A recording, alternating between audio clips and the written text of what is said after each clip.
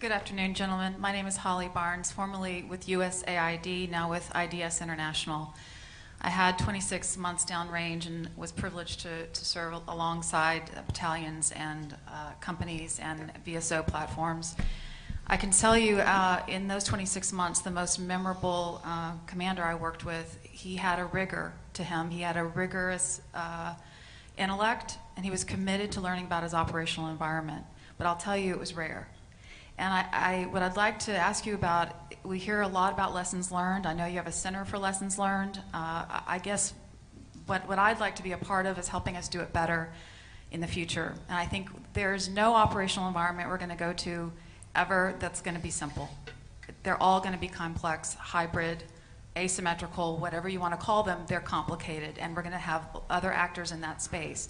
So what are you doing, and what's the practical thing you can do, even starting at the schoolhouse level, to ensure that assessments of the operational environment take into account more than the terrain and enemy and weather, that the assessments take into account the most dynamic operational variable, which is the population, always, not just for stage F, but always, from the beginning?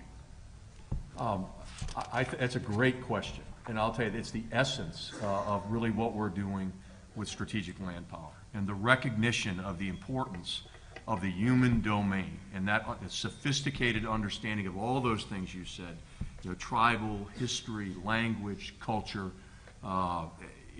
It's so significant. One of the programs we've put into place, and just think about this, most of the U.S. Army is coming home. I mean, for various reasons, et cetera. We're not forward deployed, not going to be easy to study that. This program we have of regionally aligned forces is an intellectual commitment by our Army that says, you're a professional soldier, you're likely to fight here, you better start that understanding of the operational environment. Whether you take no intel at rest, whether your entire ACE or your intel analytical section is focused on supporting a specific problem set downrange, studying that down to individual level fidelity, the opportunity, the preparation of putting leaders on the ground, putting great young leaders on the ground in that environment, growing, experiencing it, being immersed in it.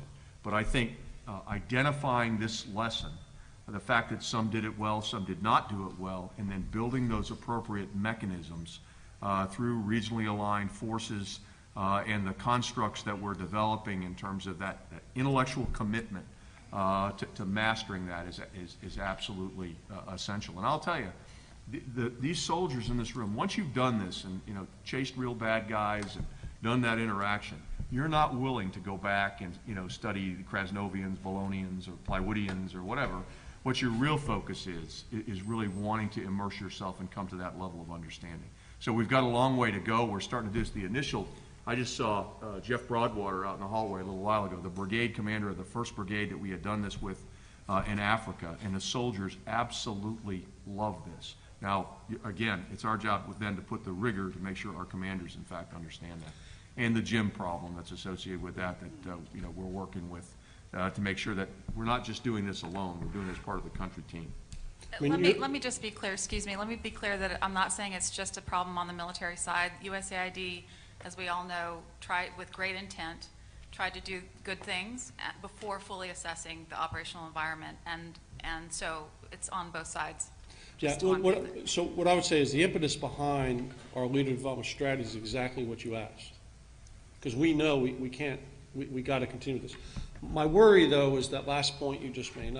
It's not about USAID, but it's about, we have lots of people who've grown up over the last 10 years who understand working in with NGOs, with governmental organizations, with interagency partners.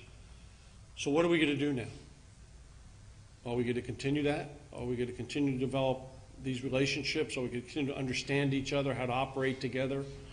That's a challenge we have. I'm willing to assign military officers and NCOs to these organizations.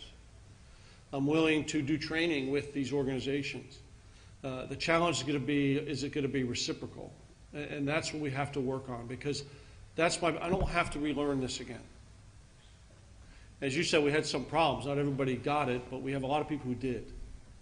And we have a lot of young officers and NCOs who did this at a very low level. And so it's incumbent on us to make sure that we don't lose this and that we capture this and we continue to do it in a peacetime environment. When we do our exercises now and at the training centers, we are including a civil military piece of it. The issue is how we continue to support that as we move forward, and can we continue to get support. So your comments are well taken. Thank you. Thank you, Holly.